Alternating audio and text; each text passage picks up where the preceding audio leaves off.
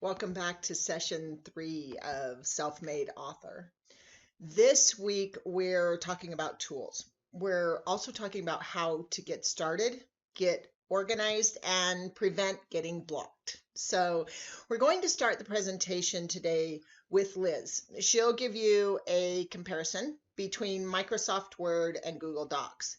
Then I'll be back to talk about Scrivener and Grammarly. I'll also make note of a couple of other options that are out there. These are the big ones, and so these are the ones we want to cover. If you find a program out there that works for you, great. Also, give us feedback. If you have a writing tool that works really well for you, I'd love to hear about it. I am always opening myself to new possibilities. But for now, let's get started with Liz and Microsoft Word and Google Docs. Right. We're going to talk about Word and Google Docs, kind of going through that to get you feeling confident or at least getting familiar with things, because while you can do one, there are benefits to multiple, and we'll kind of go through those. And I know Linda is going to be talking about Grammarly and Scrivener. So, definitely check those out as well. Okay, so I'm going to share my screen. Microsoft Word is honestly, they have an amazing thesaurus. So if you want like different new words, definitely check them out. I find that, so I use Word and Google Docs the most, and kind of go back and forth between those two. And I find that honestly, I don't use the thesaurus. I tend to just look it up online. So, take that as you will. If you are wanting to look professional, you tend to want to have a Microsoft Word document. The reason why is because while Google Docs will save as a doc file, and I believe you can do that with Grammarly and Scrivener as well. I'm not as familiar with those, but Linda will definitely go more into that. But you want to have a docx or a doc file, usually when you are sending it into a publisher, or if you want to publish it yourself, there's not as much of a problem. But the problem comes in formatting. And when you send off your work to someone and they use a different program than you, the formatting is going to be all weird.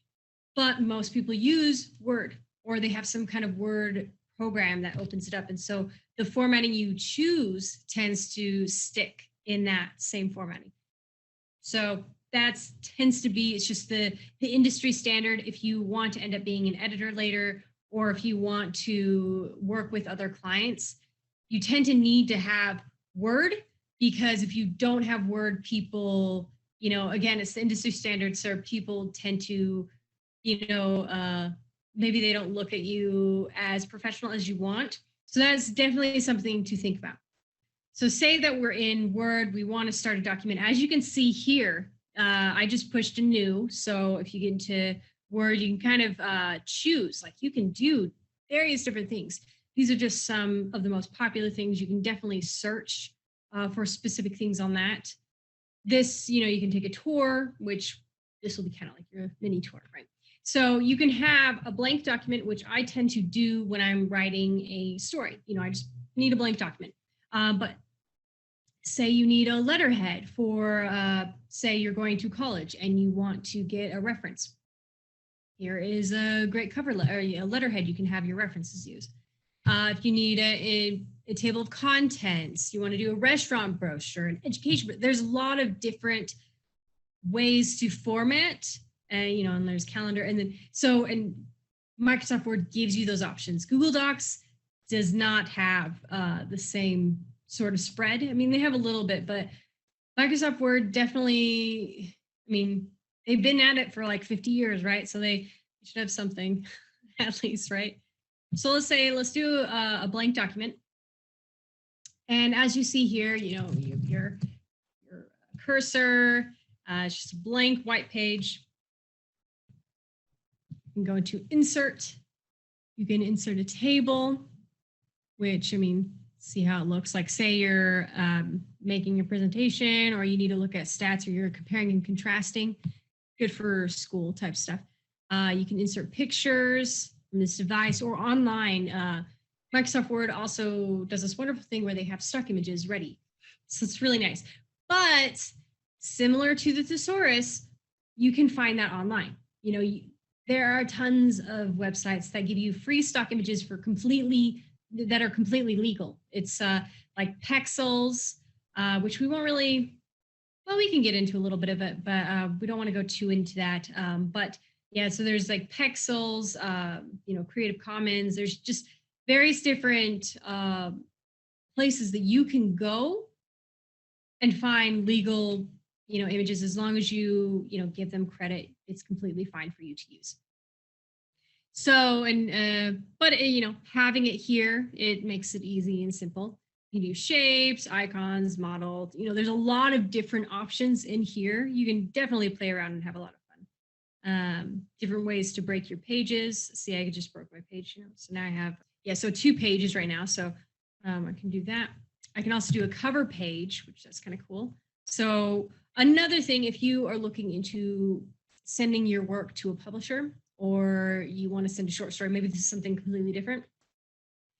Generally, another industry standard is to have some kind of cover letter. And, it's kind of nerve-wracking to do that all yourself. And guess what? You don't have to, because Microsoft Word gives you options. Generally, I think, something like this is good. Look, it already has my name automatically because this is my program. So it has some of my stuff saved, so it's very convenient. You can do 3D model. There's a lot of cool stuff you could do here, but just for the purposes of writing, I would definitely suggest having a cover letter if you're turning it into a publisher. And then you would start your work on that second page. You can do like various different things. We're going to actually go into another. So this is my book. And so you can kind of see right here, a lot of words, and I've zoomed in a little bit because I love being zoomed in. So one thing I really like to do is having some way to go back on your work if you're editing and you need to have something, you don't want to worry about it now, you don't want to research it now, or maybe the sentence sounds weird, but you really don't want to work on it, you just want to keep going. Well, there's a lot of different ways. Me personally, I tend to create a comment here.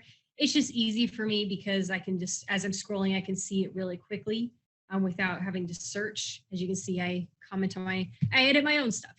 So, an editor at heart, forever and always. But how do we do comments? Okay, so let's go into this. So you'll see there's a lot of different ways you can do a layout. You can, this is, the layout and stuff is going to be great for when you're formatting and creating the book itself. So we really don't need to worry about that right now, especially in the very beginning of the stages, but we will talk about that later. There's references, mailings, but we're going to go into review. This is where you're going to have your ABC spelling and grammar check. Here's that thesaurus I was mentioning, word count. This is good, but I mean, honestly, you look on the bottom left corner where my mouse is. So as you can highlight it and it gives me, okay, I highlighted 7 of, the 1200 that I have. So, and that's the same in Google Docs too. And we'll get into that in just a second, but you can see your words easily. So there's a language, definitely a lot of cool features here, but again, it gets, it's as like intricate or as complex as you want it to be. I tend to not use a lot of these things. I mean, I use the obviously the grammar and the review and stuff. But so how do we create comments? So as you can see, and right here on the top left, there's a new comment. Okay, so I'm going to highlight this passage, click a new comment, write out something. Okay, there's no way to delete it. Ugh. Okay, so this was in the very beginning when I first started Word. I didn't know how to delete comments. You like go like this. How do you delete it? You can resolve it. Oh, it's still there. So what you end up doing is you need to push delete at the comment level where you push where you push the new comment right next to it is a delete. And you can also go between next and previous comments. So like, oh, okay, my next comment is keep these names, because I'm doing different names. I'm trying that. So that's a thing with the comments. It's kind of cool. Seems really unique to Word. Google Docs does do comments, but it's a little bit weirder and less user-friendly in some ways. I'll tell you about a story in just a second. But okay, so now we can do, okay, so say you're editing your work or say you're editing someone else's work, but you don't want to delete work. You just want to delete it, but still have it there. So it shows like, hey, guess what? This is something I do not like. Okay, well then that's, you do track changes. So you click on the top to set it, and like when it's highlighted in that dark gray, it shows that it's ready. You can track changes, lock tracking. It's just two different features, but it pretty much is the same. So now I'm going to delete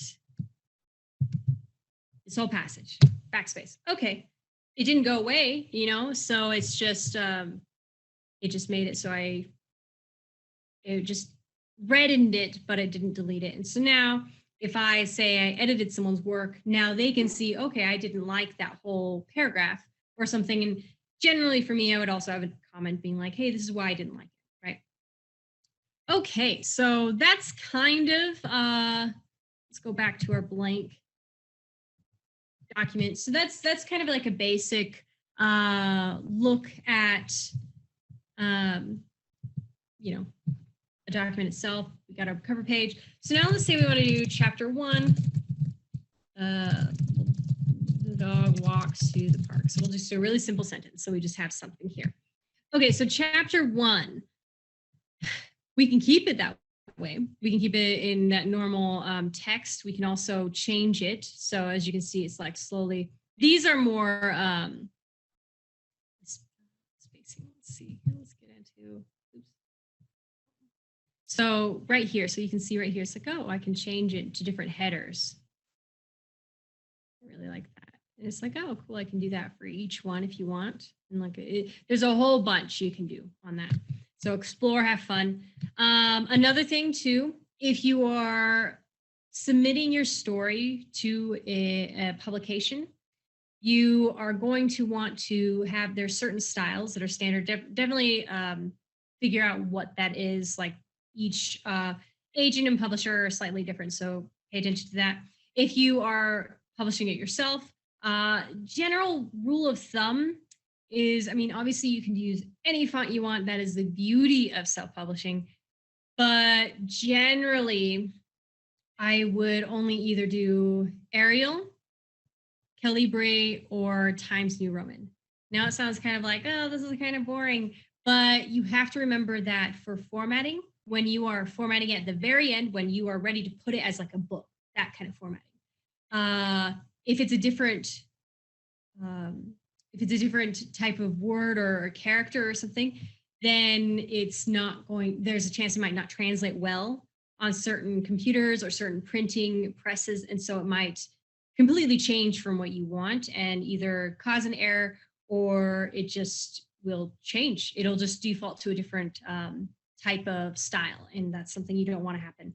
Also for readability, if it's something, if it's a weird script, it's, so let's say that we really like this one's condensed. It's not so bad, but maybe on certain computers, it could be really hard to read, especially if we make the font really small, right? So common, you're going to want something that's between 11 to 14 point font right here, probably 12 is really common.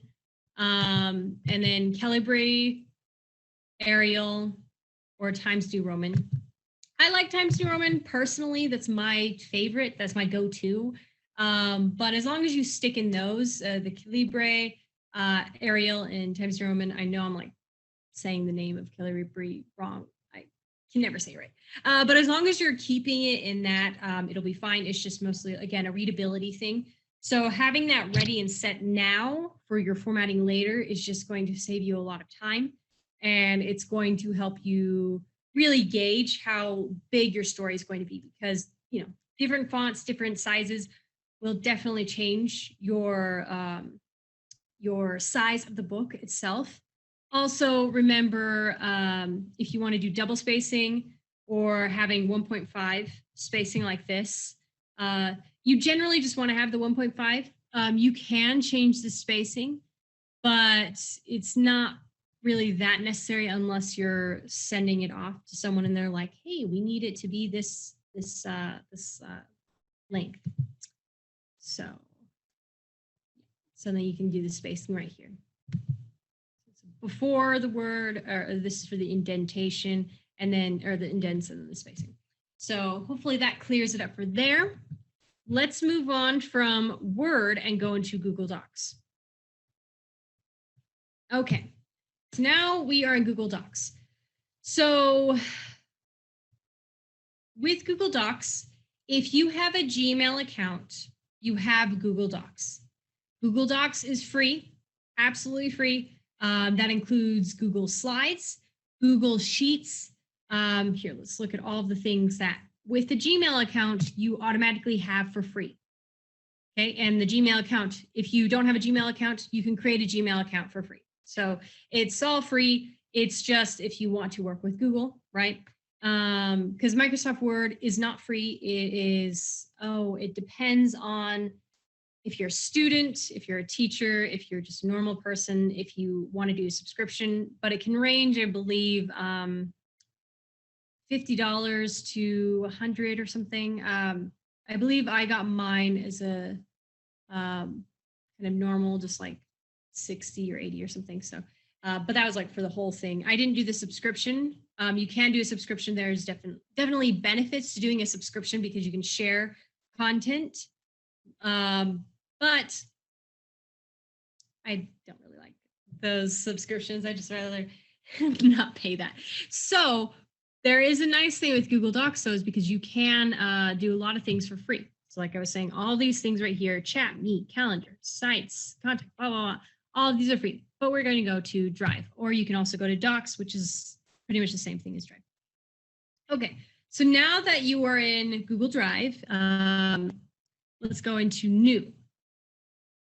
Okay, so in your Drive on the far left corner, as you can see where my cursor is, there's folder, file upload, folder upload, Google Docs, Google Sheets, Google Slides, Google Forms.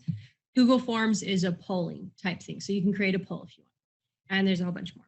So we're going to go to Google Docs because that is the document. That's a Google Doc. Okay, we have a Google Doc now. And it's different from Microsoft Word, but there's a lot of similarities. Honestly, I feel like Google is trying to take all of Microsoft Word's clients. So that is why I think they have the slides. This is just my theory. And so there's a lot of similarities, but there are some marked differences. So let's make a,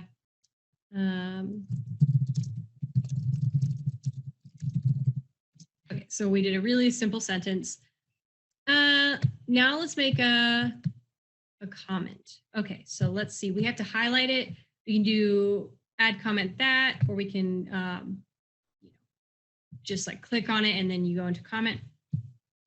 So I'm going to say a comment here. Sure. Now, Microsoft Word, if I just left the comment, it automatically saved. Google Docs is different. You have to push comment or it will not save, and you'll lose all your progress. I actually had a guy who, he had all these comments, and it was his first time using Google Docs, and he had all these comments for me, and he was really excited to show me. And then we got together to look over those comments, and none of them were there. They were all gone. Hours of work, hours. And it was because he did not save them. So be really, really careful. That is like the biggest thing with that. But unlike Microsoft Word, Google Docs itself, like your document itself, automatically saves. As you can see, like last edit was seconds ago. It automatically saves that. Just for some reason, they don't automatically save the comments. To get rid of a comment, you push the check mark, you're done. Also with track changes, so you can see there's a lot of different, they have the image table. Everything you would have in Microsoft Word, pretty much honestly, is the same. To create, so let's make another lines, blah, blah, blah. So we want to do a double space. So we just do format and then line spacing here. So you can change 1.5, 1.15, single, double columns. There's lots of different things. And one nice thing that Google Docs has that I really like is you can share this. So I can, okay, so let's say we're going to name it Sally Walked to the Ice Cream Shop. Now I can send this document and share it with anyone else I want. This is really nice because guess what? They can see the document at the same time as you. So I'm working on it and they can work on it too. You can do that in Microsoft Word, but I believe that is only through the subscription. So it's kind of annoying. Google Docs has you do the sharing completely free. So, but yeah, that is Google Docs. That is Microsoft Word. They're pretty simple. Just start writing and you'll get through it. Yeah, just if you don't want to spend money, I honestly, out of everything, I would suggest Google Docs. It is. Even though the formatting will get messed up, it can still save as a document, like a doc file, and you can check that doc file and make sure that it's saved in the way that you want. It won't be as perfect as, say, the Microsoft Word document, but if you are really afraid of that, there are options. You can do PDF, or, but again, the best way is just to check it at the end. So it can kind of get annoying, but usually Google Docs is fine saving into a document. It's the other programs that when they save into documents can be kind of iffy and weird. But yeah, so yeah, have fun, right? Yeah, it's definitely, it might seem overwhelming at first because there's a lot of content with Microsoft Word and Google Docs, but honestly, all you have to do is just start writing. Just start writing in whatever platform you want to use and just go, which is another reason why I suggest Google Docs, because it's free. It's free. It's easy. Almost everyone has it. And as long as you have a Gmail account, you automatically already have Google Docs. Okay. Well, you guys, happy writing. I'll see you next time. Okay. The first thing we want to talk about here is Scrivener. Scrivener is a very popular writing tool for writers because it does offer a broad range of possibilities. One of the nice things about Scrivener is you can have all of your documents in one place. So there are a few different options for structure of your document. You can see on the left side here, you can have a blank document, fiction, nonfiction, script writing. So there are a few options for how you're going to set up your document. Another nice thing about Scrivener that is very similar to what Word offers is this option to be able to organize your documents. So you have all these file folders. Now you can do this in Google. You can also do it in Word, but this gives you everything right there in a column. So he's broken these apart into a file folder and all the different sections that might be in a chapter. You can also have them listed individually, but this is a really great way to be able to stay organized in your document. The other nice thing is that you can drag these. So if you decide to move a chapter or put something somewhere else, so where I'm talking about the binder option, this is a really good option for an online binder. You can just click and drag these around. You also have a place down at the bottom here for research. Your trash is kept there until you empty it, but you know what you've thrown away. It will be listed. So keeping organized in Scrivener is going to be really easy.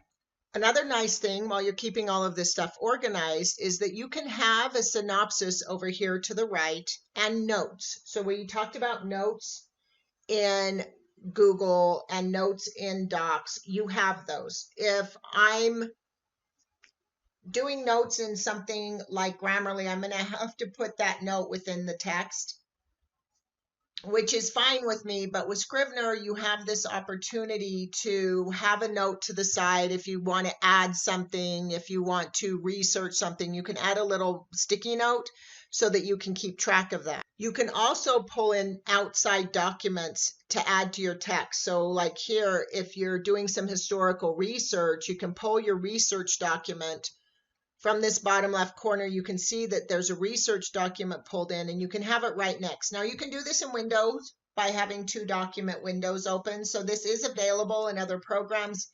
You can have anything open and keep 2 windows open on your desktop. But if you want to keep it concise, keep it all in one project folder, this is an opportunity to do that, to have document comparison available. It would be similar to doing like a side-by-side view in Word. So it can be advantageous. In Google, I tend to use tabs to do this, and then I'll just reduce them and put 2 screens up, 2 Chrome windows up on my desktop to do the same. So you can still do this in other documents. Scrivener just keeps them all in one place. One of the nice things that Scrivener has that the others don't is this corkboard view.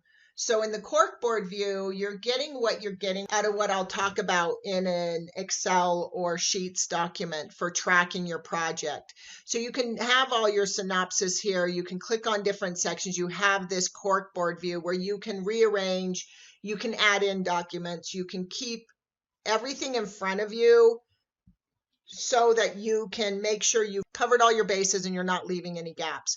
This is a really nice advantage of Scrivener. So to have your corkboard either in that corkboard view, or you can have it in this nice list view as well. So this is the same as the corkboard, but you're doing it now in a list where you can, again, you can drag these around, which is really nice, but you can get a nice quick look. So this is a great way to have an outline if you do want to invest in Scrivener. Like Word, and Google Docs has it too, you do have a lot more formatting options here. Now, the formatting options here, I had inconsistencies in Word. The formatting didn't always carry through the whole document. And if I got a document that was more than a few thousand words, it was a problem. So I did have to create separate documents. And so I'd have to make sure I matched the formatting on each. The nice thing in Scrivener is you can pick a format. There are going to be standard literary formats. So you can decide, how do I want this laid out? And then the really nice thing is where you have these individual documents over here on the left, and you can view them this way. The really nice thing about Scrivener is you can have all these individual documents and yet print them and export them into a single formatted PDF file. So if you want to share your work, you can just export. A good PDF can be opened in Google Docs. So you can download it as a PDF. The nice thing about PDF too is your work's a bit protected. If somebody opens it, they have to open it as a new doc. But the really nice thing about this is being able to export into a single doc, a single formatted doc. My layout designer will tell you that this would have been a really nice thing for him if I had had this ability with what I sent. I had to take multiple docs, combine them into a single doc, and in doing so made some errors that made formatting my book a little complicated. Here, I already have a lot of formatting done. I can give him a general idea of how I want to look, and I can export it into a single document. That is something that I can potentially even upload. So when we get into formatting, Scrivener might be a good option for some people. So I do want to add that in now. We'll probably talk about it more later. So the final thing is price, $50 for Scrivener. This says for Windows. They also have it for Mac. It's a really great opportunity to have a good organized option. And there are a few opportunities to view dark mode, things like that, if that's important. But Scrivener, if you decide to go that route as a binder, as an organization tool, Scrivener is available for $49. Honestly speaking, after looking deeper into Scrivener, I will probably personally use a Grammarly Scrivener combination. I will do my writing and editing in Grammarly, and then I'll put it to Scrivener so that I can format it and put it out, because when we get into formatting, I did have a lot of nightmares. It was very difficult for me. So I can overcome those nightmares here in a really concise way, which I'm happy about and ready for. So for me, that's what I'll probably be doing. So I will give you a lot of tips on how to use Scrivener for formatting and sharing at the end when we get into that section of the class. But for now, That's a taste of Scrivener. There is a lot available. There's a great video produced by Scrivener on YouTube. I've put a link where you can watch that if you want to find out more. So let's talk about Grammarly. Now, Grammarly, I love Grammarly for editing, for accurate writing. I don't think there's a better program. Now, I was a Word fan for a long time because I think Word has a better thesaurus than any thesaurus program online. I have tried multiple online thesauruses and none of them are as thorough as Word is. In fact, Grammarly's thesaurus is not good. I'm just going to say it right. It is not good. Words is fantastic. There is a Grammarly add-in for Word, but it doesn't work as well as I would have liked it to.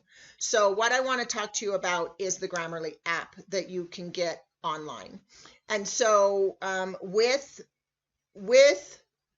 editing, I don't think there's much I can imagine is more valuable than having a program that edits and improves your writing as you write. And that's what Grammarly does. So I want to talk about that and what Grammarly will do for you. So first of all, you want the Grammarly app that's online so that your documents are kept online. Now, with Scrivener, of course, you're keeping your documents on computer. With Word, you can either keep your documents on your computer or in a cloud. With Google Docs, you're keeping your documents in a cloud. With Grammarly, you're also keeping your documents in a cloud. However, they are easy to download. I'll just show you really quick. You can upload any document. So if you've written a document, Word or something else, say you like Scrivener, you can keep your documents in there and then come back and edit them. Again, I like to kind of do it as I write to an extent. So when I'm writing my blogs, I edit as I write, but I can just click upload here. I can pick any document from that I've written before. I can open it and I can edit it here. So if you like Google Docs and you want to bring it over, you can. It just seemed like an extra step for me. I can also download any document. So if this document feels complete, I hit download. You can see in the bottom corner of my screen here, in the bottom left corner of my screen, you can see that the Analysis Notes 100 just downloaded. And it downloads as a doc file. Most of them will, that formatting Liz was talking about, that people want it in a doc file. Most programs give you the option to download as a doc file. So Grammarly downloads as a doc file. You can download it as a PDF. You can also do the same in Google Docs. You can download it as a Word file if you want. So you can write in Google Docs and you can still have the advantage of having Word files. The one thing that this doesn't have is the formatting. So I think Google Docs and Grammarly doesn't have the formatting that Scrivener and Word offer.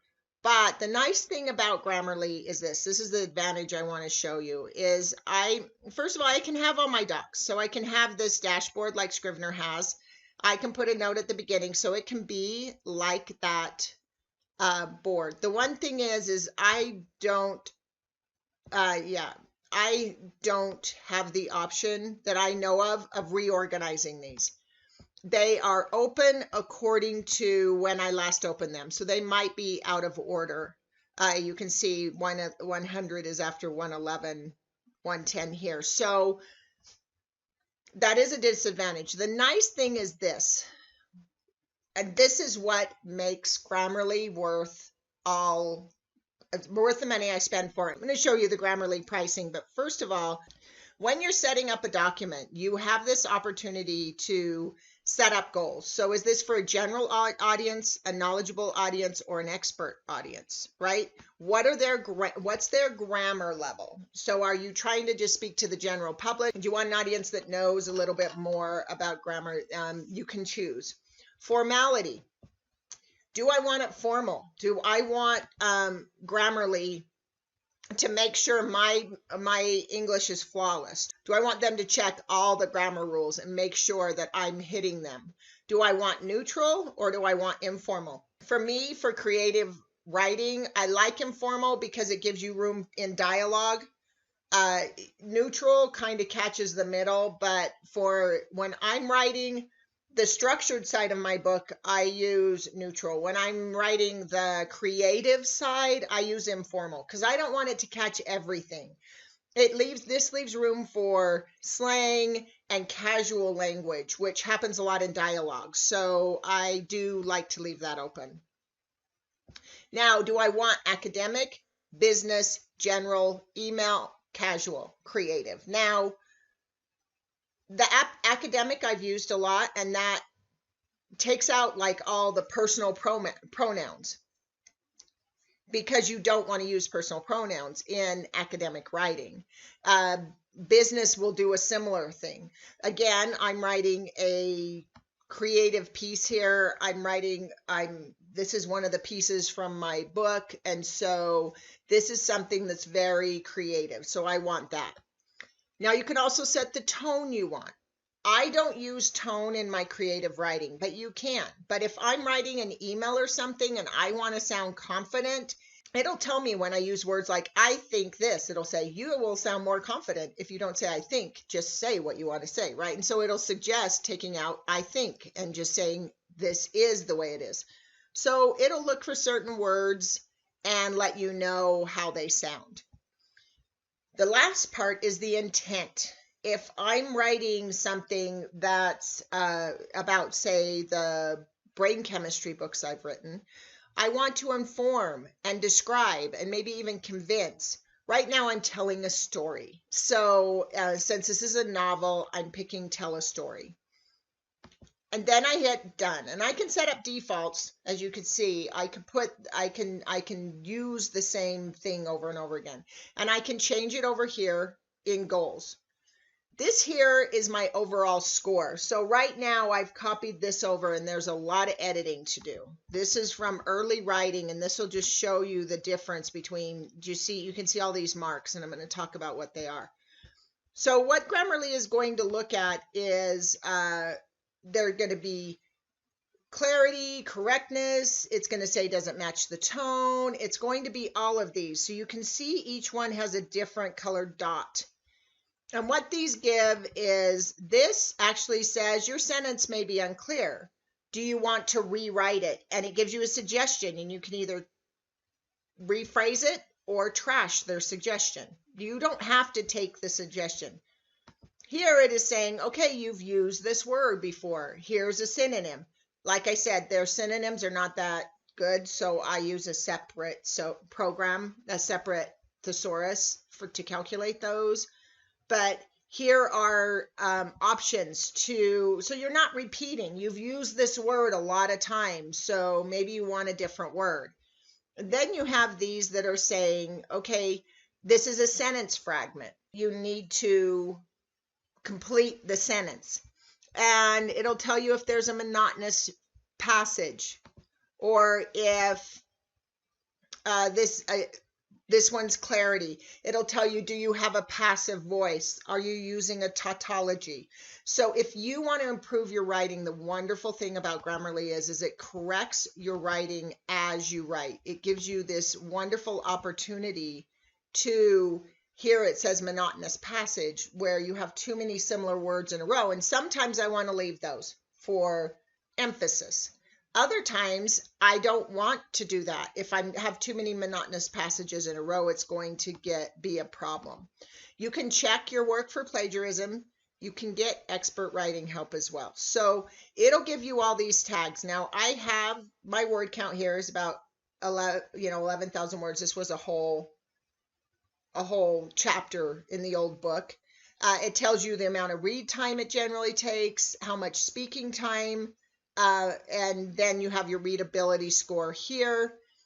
By the time I'm done with mine, I generally keep mine above a 96%. Now, I do like to break some rules once in a while, and so I don't always get 100%. Sometimes I will, but I don't necessarily shoot for that. What I'm shooting for is, am I ignoring the stuff that matters to me? So at the end, anything that I've ignored on purpose. So this is a really good example of how to use it, Grammarly. Here you have options again to print, to upload, to download, all of that. You don't have the formatting options. Your formatting options are very limited. There are these sections right here. I can have a couple heading options. I can add hyperlinks. I can add bullets, but it is very limited. So this isn't the place to format. I'm actually contemplating the use of Scrivener in addition. I have been organizing my work in Google Docs. It's nice because it is free, but I end up with multiple copies. I've had some issues organizing. It's not as convenient as Scrivener where I could just drop and drag to reorganize. I actually have to change the name and everything for how I organize it. So in my Google Docs, you can see I organized my book by the name of the title of the book was Waking Up Human. And I organized it by, you can see final edit complete here. These are all the different chapters of the book. And it was really nice because when I was working with Liz on editing the book, I could share the document with her. So the document shared with her. We had notes. All the notes have been resolved, of course, because this was a final copy. So it was nice that I could share it with her this way, and she could add a comment. She could go like this, go up here, add a comment. You can see all these comments that we had. I can reopen it if I want, but we could go back and forth. She could make notes, and then it could say that I marked it as resolved in the end. And once it was resolved, it disappeared from the screen, which is really nice. This is really great to use for connecting. So there are advantages and disadvantages to all the programs, but for me, having your book be grammatically correct, Grammarly, I just don't think there's a better option out there. So you can do monthly subscriptions. I do the annual subscription because it cuts my cost to about $11 a month. And it works across my entire computer. If I'm typing an email, Grammarly checks my emails. It checks, in fact, it has an option here. See, I can write in Google Docs and say, yes, check it. When I do, I end up with the exact same options I have in Grammarly. Now, as this class has progressed, I've actually gone over to using Google Docs because I now have all those Grammarly benefits with all those Google benefits of being able to find and catch errors that I need according to how I set up my preferences. I am also going to have my documents saved constantly. This is huge as a writer because there's nothing worse than writing something you really love and losing it. So I can have all of that. And now with Grammarly added on, I can have that high grade grammar evaluation that I want for writing a book. So I still organize in Scrivener, but instead of using Grammarly Online, I've transitioned over to Google because this Grammarly add-in gets better and better. You do still need to break up the document. If you get too many words in a document, that editing does have an issue. So keep that in mind, but it is a great option if you keep your documents to maybe 2,000 to 3,000 words at the most. It's great. So that's the cost of Grammarly. That's a preview of how to use it, what it's like. It really is an amazing program. I really do love using it. It's been amazing for me to be able to keep track. I do my writing. I can keep track of multiple projects, find them easy, download them. But most of all, it's made me a better writer. As we continue with the course, I will review multiple types of writing blocks. But today I do want to start with talking about the first step and walking past the blocks that make starting our book difficult. Part of those can be these programs. They're wonderful programs, but a program like Scrivener, for example, I could get into weeks of just setting up my documents and playing with the corkboard and doing all these different things. And those can be huge distractions for a writer, ways we can avoid our work while we still feel like we're doing our work. And so that's one of the things I love about being involved in NaNoWriMo is that I have a word count every day that I'm committed to, and that keeps me writing. if we can find ways to do that throughout the entire year, that becomes highly beneficial. And so one of the things we want to do before we start writing is get everything organized, and it shouldn't take more than a day to do. You'll be reorganizing, so don't try and make it perfect, but we do kind of want to get organized. I showed Scrivener as a good option for that. But in addition to Scrivener, using like a Microsoft Excel sheet, if you decide to go the Microsoft Word route, or using a Google Docs Sheets document can be really good for organizing and helping get past those blocks. So I want to review that right now. Okay, so the nice thing here in this document is that we have this opportunity to lay out what we need. I have this zoom slightly. Let me zoom a little more so that you can see what I'm doing here. So I have my ID is a chapter number. Then I have the location of where it's occurring. I have just a reference of the scene so I remember what it is. On this, you'll see as you scroll down, I have the scene date. And then in addition to that, I have the chapter title. Now the ID order, some of these are split up in the chapter. So I do have a chapter title here as I move through things. You don't need to get this detailed. Initially I had subchapters, so I use this. But the thing I want to have here is I had notes on, okay, this is what's happening in this chapter. In addition, again, I mentioned before that I had a book that was critical as a plot point in my book. So I have to say, where is the book at this time? Because it's in different hands at different points, so I could keep track. What action is happening? Okay, so I have here abilities, and a lot of the stuff is gone because I completed the document. So a lot of these notes have been deleted, but this was full of different abilities this character had.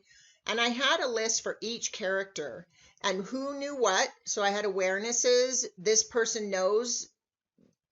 In the beginning of the book, Khepri, the original character, didn't know who she was.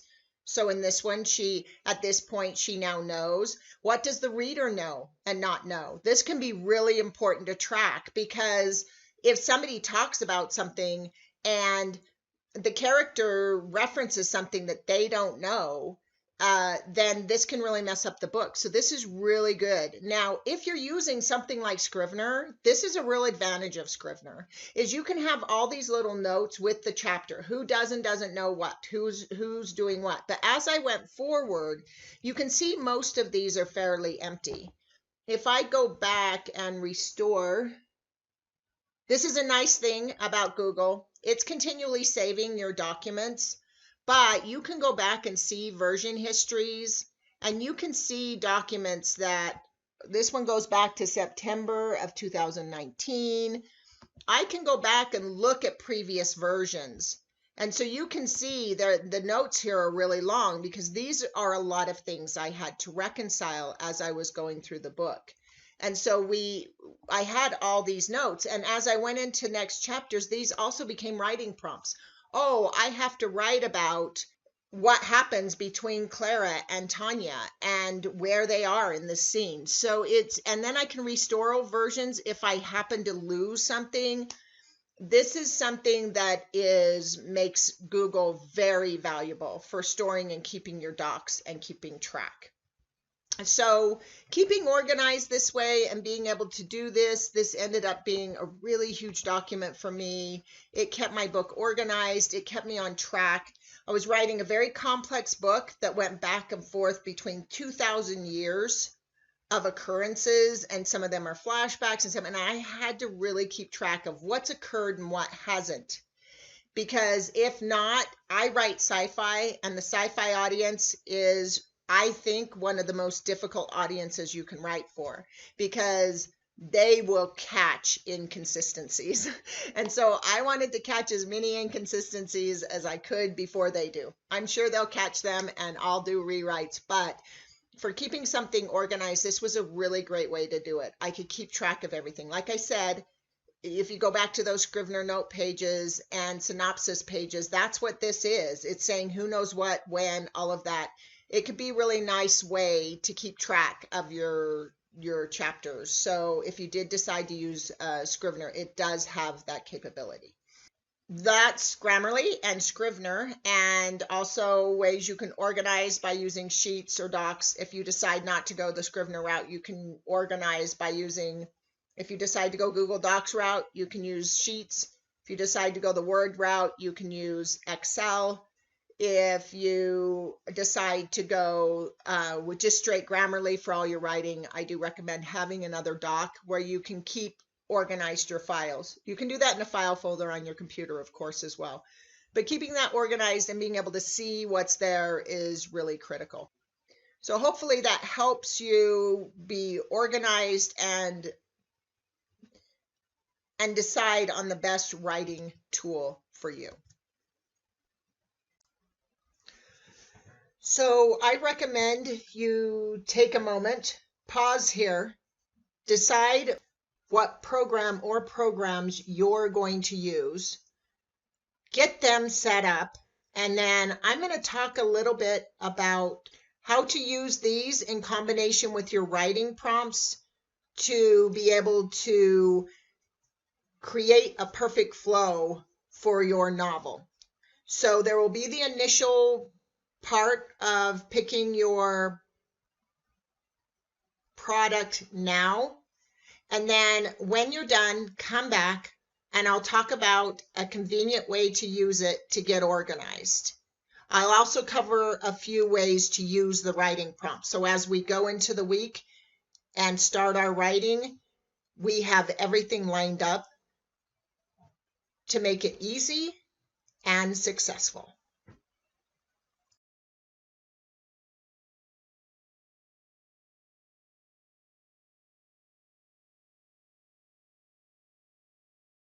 We're now at the place where we're like, where do we begin, right? So we have this whole timeline that's the beginning of the story. And just like we do in a reverse goal setting practice, we forget that end story. We just completely forget that that even exists. We just are ready to only focus on the one that's in front of us right now. So that may be the beginning of the story and it may not. It's where we're beginning, but it may be any one of those bullet points. So you have all of these options. So the best thing we can do is have a list of scene options. Now, I write in this way. That's this puzzle piece where you have all the pieces. And one of the mistakes I made is I wrote it that way and then I had to go organize, but that's not what we're going to do as we're writing the book. And so what you're going to do is as you write, you're going to create a scene and you're going to have that scene, right? And this is going to be a daily practice and I'll reiterate it again at the end. But you're going to structure it as you're finished writing it. So I'm going to review that at the end. So don't worry about things being in order at any point because that's just a time waster. I reorganized my book multiple times and it wasn't until I did the final read through that I finally understood the order. So the first thing we want to do is now we're going to create that story. Again, we're not writing a book, we're telling a story. So the first thing we want to focus on is, like I said before, we're not writing the whole story at once. I always have this option in my classes I create where it's linear, where I can line it up and tell people they have to follow a path, or I can create free form. And I love the free form concept is what we want to do here. And so what you're going to have is you're going to have all these different plot points, right, that are between point A and point B. And what you're going to ask yourself is what one thing can I do today? You're going to say, what plot point do I want to write on? I am going to recommend writing every day. Now, you're not going to necessarily finish a whole plot point in one day, right? If you have 10 plot points, you're going to focus on one. You're going to say, okay, I'm going to write on that for 20 minutes, or I'm going to write 1,000 words, or however you want to approach it. But you may not be done with the whole writing at once. But you're going to say, which one do I feel comfortable writing? Which one do I want to write? And in addition to that, there are a couple things you can do for blocks. So you're going to look at all of the points you have, and you're going to look at a couple of things. First of all, you're going to look at the scene. Do I want to write any of these scenes today? The answer may be no. It may be no, actually, I don't feel like I should write any of these scenes today, which is fine. Then you don't write scene. The second question, so question one is, do I want to write a scene? Question two is, do I want to write about my main character? Anywhere along that timeline, right? So do I want to write about the quality of who they are? Do I want to write about how they're feeling on day one? Do I want to write, one of the things I suggest, and you can use this for your main character, you can also use it for your supporting characters, is to ask the question, what is a day in the life of this character like? That may never end up in the story, but it helps you understand the character's motives. So when you're writing from a whole bunch of different characters, if you want them to have different perspectives, you have to come to understand who they are. And it may be that you have an antagonist show up and you decide to write a day in the life of the antagonist that you're not going to put in the story. That may tell you why later in a scene that antagonist does a certain thing. You're not going to worry about it. You're just going to use this as an opportunity to write. Our goal is to prevent writer's block, right? So it's just, if I don't feel like I want to write about a scene, now the second question is, do I want to write about a character? And do I want to write about the main character or one of the supporting characters? If the answer is still no, I don't feel like I can write about a character, you're going to write a dialogue between two or more characters. So there's going to be, your main character may talk to one of the other characters. It can even be your protagonist talking to the antagonist, saying, why are you doing what you're doing, right? This dialogue is the best way to get beyond show, don't tell. But it also creates an experiential rather than a descriptive moment in the story that tells you more than a description could ever tell you. People tell you more in dialogue than they ever could in any other description in a story format that I've found. So dialoguing is a great way to do that. Dialoguing is the last thing that if you can't do, if you don't feel inspired to work on a scene or the character, then you're going to work on dialoguing. So your character is dialoguing with somebody. It doesn't have to be someone in the story, but I do want it to be your main character in a dialogue. Now, you may get inspired someday to have two other characters dialogue in the story. That's fine if that inspiration hits. But if you're just really struggling and not inspired to write, have the main character dialogue with someone, whether they're another person in the story or not. The second thing we want to do is don't judge or try to understand your full story. This is the mistake that drives us to contrive. So we start to think, oh, this is what's happening in the story. If the story plot doesn't surprise you, it's not going to surprise a reader. So the authors that write books that people can't predict the ending of are generally authors that don't know the ending. So this is where I talk about the author is an observation of the story occurring, but your character is also an observation. All creation is observation. In any point in the story, they don't know what's happening next. So don't try to put the pieces together. They should all fall into place by the end of the story. And I'm going to talk about how you do that, how you make sure that you don't drop into contriving. So the very first part of that is you're not trying to see the order or understand it in the beginning. What you're going to do, and this is where I want to spend the most time in this last part of our conversation as we go through the daily practice you're going to do, is you don't want to try and write a story, you want to experience it. So this is where you're going to go into the story. And what you're going to do is, this is going to be your practice. So this is where I'm going to lay out how the practice works, what your day looks like, with all these different components we've talked about. So what happens is I want you to carve out a certain time of day. It doesn't necessarily have to be the same time every day, but I'm going to recommend you make a rule for yourself. I don't go to bed until it's done.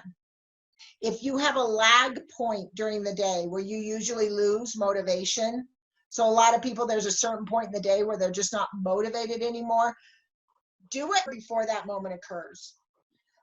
So that's step number one. Once you've determined the time, carve that time, set an appointment in your calendar that you don't book over. If something else comes up that you really want to be a part of that's during the same time, reschedule that like it's an appointment with a doctor or a client. Whatever appointments are important to you in your life that you never miss, make it one of those. So you can just do it as a reoccurring appointment every day, and you can move that appointment. I recommend at least 20 minutes. You decide how long you want to write every day, but I do recommend it be at least 20 minutes. That I'm going to do 20 minutes, and I'm going to force myself to do that even if it's really hard. But maybe I want to write for 2 hours some days, or I want to write, but if one day you write for 2 hours, that doesn't mean you don't write for the next couple of days because you say, well, I did 2 hours, so I don't. It's really important to do it every day because you want to continue to drive the right brain function. But in addition, you want to not have a push where you're just forcing out a book at the last few days. That's not the full culmination of the experience you wanted to create. So you set your time. Now, when your time comes for writing, I recommend, if you're stressed, doing something soothing first. So you may want to have music on when you write. I've written in groups where sometimes people are talking. So sometimes when I write, I want to listen to jazz. Other times when I write, I want to listen to meditation music. Usually I prefer silence, but when I was writing in coffee shops and there was noise, I would put on jazz or something that, whatever my mood was, but it wasn't always the same. So first of all, you want to set the mood. You want to get a cup of tea, or have a throw blanket on your lap, or whatever makes it cozy, so that writing is never an experience of the thing I don't want to do. What I want to do is make the situation such a sensory pleasure that that's what I do. So part of writing may be, okay, well, I have these blueberry muffins I love. When I sit down to write, I get to sit down with my blueberry muffin. When I'm done, my blueberry muffin's sitting there. I can smell it and everything. And maybe I save and I get to eat it when I'm done as a reward. Or maybe I eat it just before I start as a motivation. But whatever it is you want to bring in as many sensory components as you can to make it be a sacred time, a special time. So you're going to pick the time of day. You're going to set up your routine, your writing routine. Most successful writers have one, a specific routine they use. The next thing you want to do then is go through your lists. You're going to go through your character list, through your scene list, and say, okay, what do I want to write about today? What feels good to write about? And if nothing feels good, nothing calls me, what I'm going to do is I'm going to write a dialogue. I'm going to default to the dialogue. Maybe I can dialogue that my character is struggling with being motivated to write. Maybe my character doesn't know what they're doing next, and so they need to dialogue to get clarity, right? Because you're letting the story, you are telling a story, so it's not just about forcing the words onto paper. It's about the fact that your character and you are going to overcome challenges and limitations. That's the reason stories exist, is they stick out in our mind because we overcame something or we became something new through it. So use those times when it's hardest to write to just either do a day in the life of, one scene at a time, or dialoguing. Then you're going to write for your 20 minutes or hour or 2 hours or 10 if you have a day where you can do that. But as you finish that section, you're going to save it either in a file, and you can name the file the description of what you wrote, or you can actually print it out. And then tomorrow, when you do the same thing, when you're done writing, you're going to look at the two pieces of paper and you're going to go, which one comes first in a storyline? In the storyline I'm creating, which one comes first? You can use intuition in this, or you can use logical thinking, right? Oh, these have to happen chronologically. My story's chronological, so this one had to happen before that one could happen. And you're going to stack the papers in order. So you're going to organize the order of the book as you're writing it. This is really important. Like I said, I wrote my whole book and then I had to organize it after I was done, and it was chaos. But once I got it all organized, I had to fix a bunch of things, and it was nice not to have to fix those if I had done it in order. But it's really important. Now, when you're putting it in order, you might occasionally have a moment where you go, oh, well, that's going to change this. Just write notes on the paper. Don't go back and do any editing right then. Just write notes. So if I have story that I've scene I've written on day one and a scene I've written on day two, and all of a sudden I realize day two happens before day one, but it's going to modify something I've written in day one, I'm going to take a pen and write a note on day one saying I need to modify this. Don't stop and modify it right then, because you're going to need to do that more than once, possibly. Anyway, it's a huge time saver. One of the things I learned with my book is that I rewrote it several times, because I want the creation process to be observation. I don't want the outline to dictate my creative process. However, the outline is really good for structure. This is where I talk about the right brain and the left brain, that you want to have the free flow, but you want to bring that into form. As you bring it into form, you're going to have to adjust the form that already exists. So you're just going to write little notes that you'll change when you do your final draft. So that's it for this week. It may seem like a lot, but just realize you're taking it one writing day at a time from here on out. We're just laying out general guidelines. You've got this. I look forward to seeing your creation.